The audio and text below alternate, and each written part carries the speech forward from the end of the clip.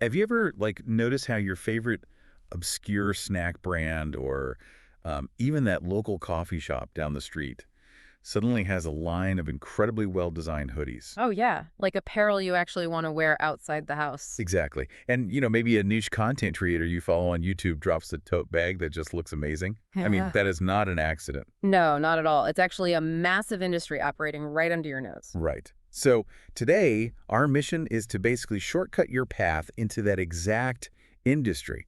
We are doing a deep dive into a really comprehensive playbook from Shopify. Yeah, a full guide on how to turn literally any brand into a fully fledged merchandise product line. We're getting into the mechanics, the strategy, and of course, the very real pitfalls of the promotional product space. And this is an industry that just cleared $27 billion in 2025. Which is wild. It is. And it's forecasted to grow like 4.5% annually over the next decade. So it's a $27.1 billion beast right now. Okay, let's unpack this. Because for a long time, merch was totally treated as an afterthought. Oh, totally. Just, the cheapest cotton you could find. Yeah, you just slap a pixelated logo on a scratchy t-shirt and call it a day. But this source material frames modern merch as a secret weapon for audience engagement. What's fascinating here is that merchandise actually performs three distinct jobs simultaneously. It's not just a t-shirt. Okay, so what are the three jobs? So first, it can be a legitimate revenue line, like you measure success in actual profit margins, dollars and cents. Right. Second, it acts as a walking billboard. It gives the brand free reach and, audience discovery out in the physical world. Which is huge. Yeah, it really is. And third, it functions as community glue. It gives your supporters a very tangible way to feel like insiders. Yeah, and whether you're, building a personal brand from your bedroom or running a formal tech startup, mastering physical products is a direct route to that community glue. Absolutely. But, before we get into the heavy machinery of how to actually make a hoodie, we have to figure out why you're making it in the first place. Right, moving from that abstract $27 billion idea into your core intent. Exactly, because the playbook draws a really firm line in the sand between two concepts that people always mix up. Oh, sellable merch versus branded swag. Yes. And mixing these up usually results in, like, a warehouse full of boxes that nobody wants. Which is the ultimate nightmare. So sellable merch is a product line funded by your customers. The fans are opening their wallets, and your success is measured in sell-through. And sell-through is just the industry term for the percentage of your inventory that actually makes it into the hands of buyers, right? Exactly, rather than just collecting dust on a shelf. Right. And then branded swag is basically the opposite. That's a marketing cost. It's funded entirely by the brand, handed out for free. Yeah, and success there is measured purely by reach and the goodwill it generates. You aren't really expecting a financial return on, like, a free plastic pen you grab at a conference. No, definitely not. Though most brands eventually land on a hybrid approach, don't they? Yeah, they do. They'll run a deliberate paid merchandise line to generate revenue, but then they strategically layer giveaways on top of it for, say, VIP customers or special events. So the difference isn't the physical item itself, it's the intent behind it. Exactly. The source actually highlights a really brilliant example of a beauty brand that launched a branded phone case. Oh, I loved this part. The one specifically designed to perfectly hold its own lip product. Yes, that case drew intense demand. People were buying it as a standalone product, but it functioned as a massive marketing tool every single time someone pulled their phone out in public. Because it was literally a physical container for another one of their products. Right. Or, consider this snack brand that started selling hats with the slogan, "Hot girls eat pickles." Such a good slogan. Right. And they built this massive, rabid customer base with those hats before their actual core food product even hit the market. They basically sold a vibe before they sold the snack. You're essentially picking an item to represent your ethos. Exactly. And when it comes to choosing the actual product, there's a great quote in the text from Max Vogel at Buck. Oh, right, where he argues that a tote bag or a hoodie becomes a memento through everyday utility. Yeah, you want to pick workhorse items, things that just integrate into your audience's daily routines. Apparel is the classic starting point because of its high visibility. Sure, people wear it outside. And drinkware sits on a desk during an 8-hour workday. Tech accessories ride along in people's pockets all day, and then you also have high-margin digital extras. Like digital wallpapers or photo presets. Yeah, or streaming emotes. For a digital native audience, those items carry your brand with zero production run, no shipping logistics, and it's basically pure profit margin. That's amazing. But the guide is also equally strict about what you should skip, right? Especially for your very first drop. Oh, absolutely. Avoid cheap, single-use trinkets. Like if an item is destined for the back of a junk drawer, it fails at all 3 jobs of merch. It's not driving revenue, it's not a walking billboard, and it definitely isn't community glue. No, it's just clutter. You should also probably skip complex, size-dependent fitted apparel at first. Yeah, dealing with intricate size charts and custom returns before you even know what your audience wants. It's a total logistical nightmare. Right. Think of your merch as a physical avatar for your brand in the real world. A scratchy, cheap shirt just advertises a scratchy, cheap brand. Exactly. If someone touches that fabric, they unconsciously associate that cheap feeling with your core product Yeah. or your content. Yeah. And part of making sure that physical avatar doesn't look cheap comes down to the underlying technical files. The source is really helpful here. Tools like Shopify Magic can automatically remove backgrounds now, which makes prepping art so much easier. But there's a baseline you need to hit, right? According to Printful's published specs. Yeah, you need an image resolution of 150 to 300 dpi, dots per inch. Right, let's pause on the color space recommendation for a second, because the playbook specifically mentions saving these crisp files in the sRGB color space as a PNG or a JPEG. Yes. Why does a digital color profile actually matter for a physical shirt? Because the digital colors you see glowing on your backlit laptop screen, they do not naturally exist in the physical ink used by printers. Oh, interesting. Right. So if you don't save your file in the sRGB profile, which basically tells the printing algorithm exactly how to translate those glowing digital pixels into physical dye. Your vibrant neon design might show up on the fabric looking like muddy swamp water. Exactly. Muddy swamp water is not a good look. Definitely not. So, okay, you have a crisp 300 DPI, properly color mapped design of, say, a pickle hat. Right. But a digital file doesn't just magically put a hat on someone's head. You actually have to manufacture it. Yes, the cold, hard reality of manufacturing economics. Which brings us to the immediate next hurdle, physical production. And there are really two main routes here, print on demand and bulk screen printing. Right, let's start with print on demand, or POD. So POD holds zero inventory risk.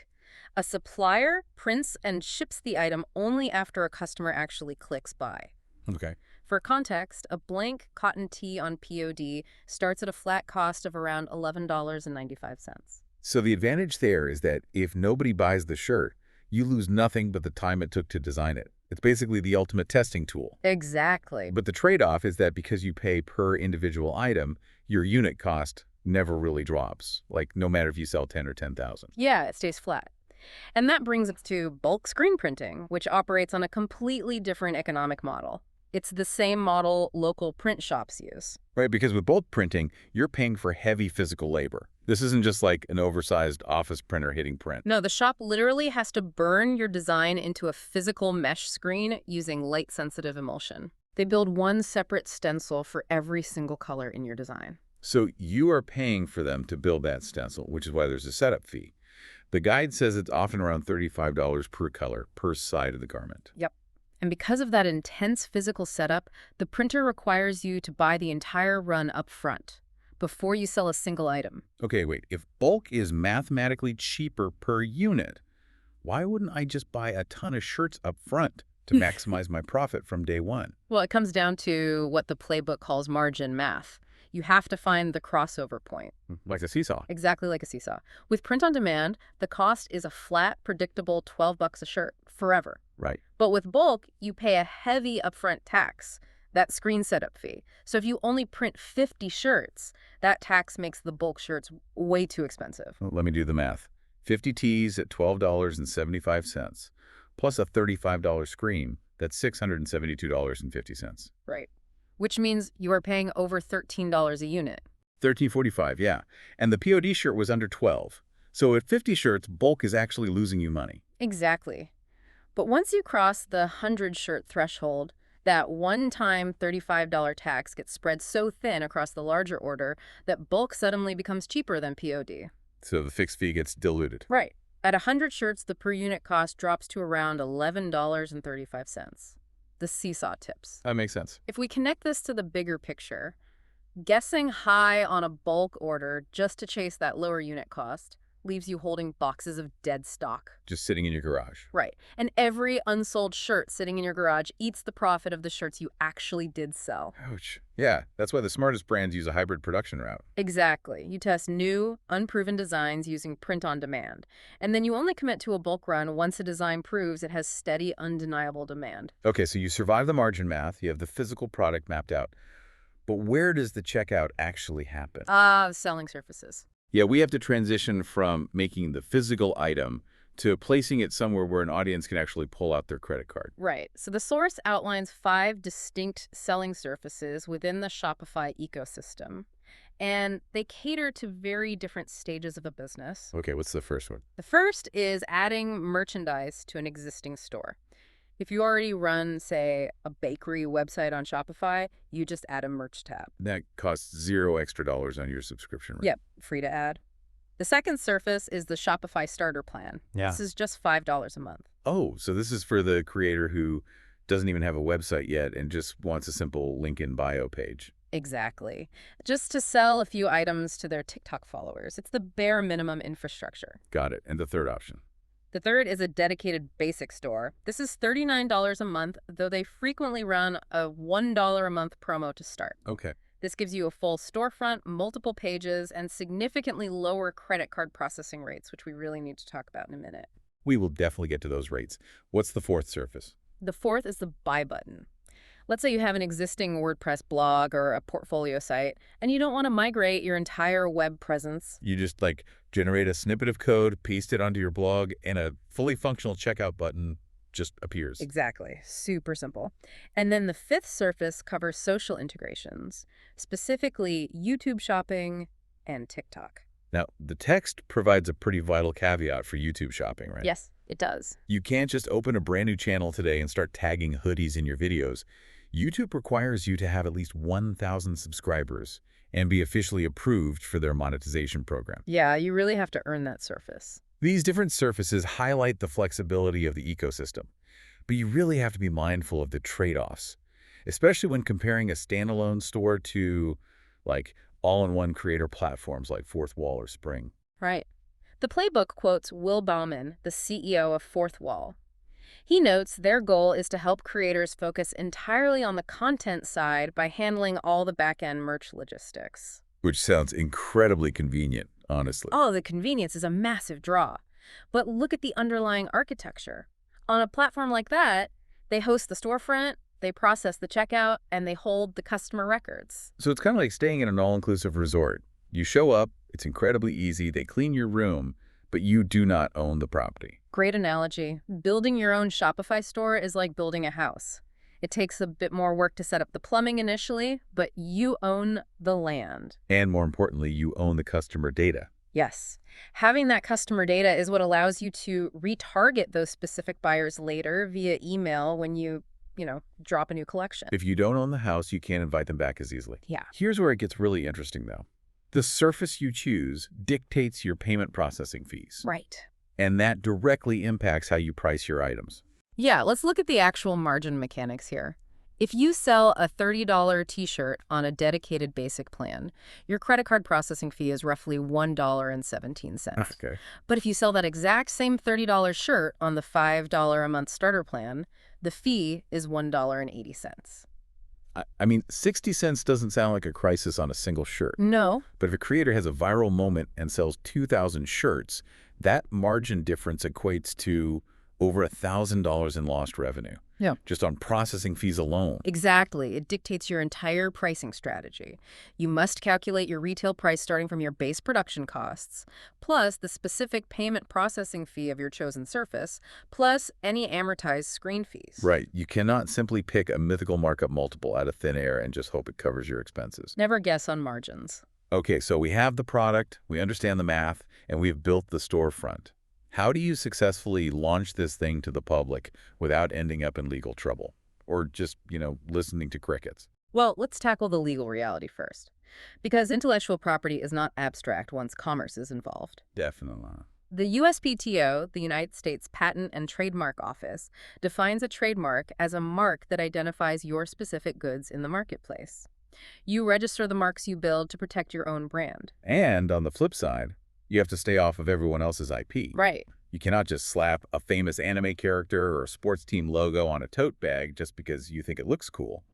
The playbook warns that infringing on designs violates a platform's acceptable use policies.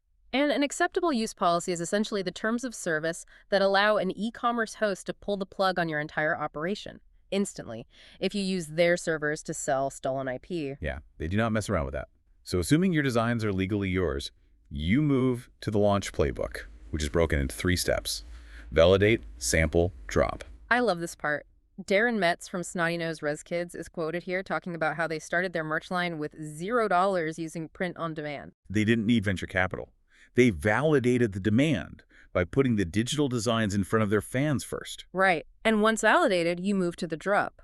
Because a limited time drop creates urgency. Yeah. Kat Kavner at Heyday Canning Co. explained that they wanted their merch to be an experience people would actively want to capture on TikTok. It creates that FOMO effect, fear of missing out, where others see the physical item in the wild and realize they totally missed a cultural moment. But skipping the middle step sampling is the absolute easiest way to ruin a drop. Oh, 100%. You have to order physical samples of everything. You need to check the print crispness, feel the weight of the fabric, and verify the color in natural light before a customer ever sees it. Because quality control is brand protection. A bad sample isn't just a lost $20 sale. It is a permanent dent in the brand's reputation. The guide also outlines the grim reality of when merch fails, listing 4 specific pitfalls. Right, the 4 traps. First, having no real audience. Cold traffic, like people scrolling past an ad who don't know who you are, they just don't buy merch. Never. Second pitfall is overordered bulk, guessing high and getting stuck with inventory. Third is a quality backlash from skipping that sampling phase we just talked about. And fourth is IP takedowns for violating those acceptable use policies. This raises an important question you have to ask yourself before you launch. Does your audience actually want this item, or are you just assuming they do because you want a new revenue stream? So what does this all mean? If we distill the core message from the Shopify playbook, it really comes down to a very clear sequence. Validate first, produce second, commit last. Start with print on demand to keep your upfront inventory costs effectively at $0. Sell on a surface where your audience already exists, and only move to a bulk production run once you have undeniable, mathematically proven demand. It is genuinely the safest, most strategic path to turning abstract attention into a physical product line. And to you listening, remember this. Your brand's merchandise is so much more than just fabric and ink. It is the physical manifestation of your community's passion. It's a way for people to silently signal to strangers, hey, I belong to this group. Yeah. Think back to that obscure snack brand hoodie from the very beginning of our discussion. If a simple tote bag or a coffee mug is essentially a blank canvas for community belonging, what is the one inside joke, phrase, or specific feeling that is completely unique to your audience? What is the one thing they would be deeply proud to carry around with them in the real world? Finding the answer to that question is where the real work begins. Whether your next step is opening up a margin calculator or sketching out your very first design, you now have the playbook. Thanks for joining us, and we'll catch you on the next deep dive.